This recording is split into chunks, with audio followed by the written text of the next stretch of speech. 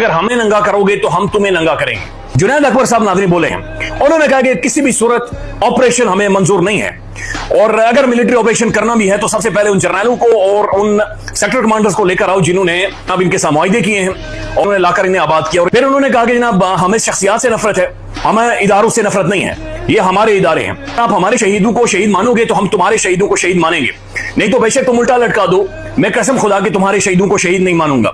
फिर उन्होंने कहा कि मैं थूकता हूं एफआईआर के ऊपर, मैं थूकता हूं एफआईआर करवाने के ऊपर। और उन्होंने कहा कि बेशक लीक करो हमारी वीडियोस, जो मर्जी करना है करो, अगर हमें नंगा करोगे तो हम तुम्हें नंगा करेंगे, हम तुम्हें और ज्यादा जलील करेंगे। इमरान खान इस सारी चीज को रोक सकता है। बहुत मैसिव क्राउड, एक बार फिर महसूस हुआ कि वाकईतन इमरान अहमद खान नियादी का जलसा है। यानी ऐसा हो नहीं सकता कि इमरान खान आवाज दे और अवाम ना निकले।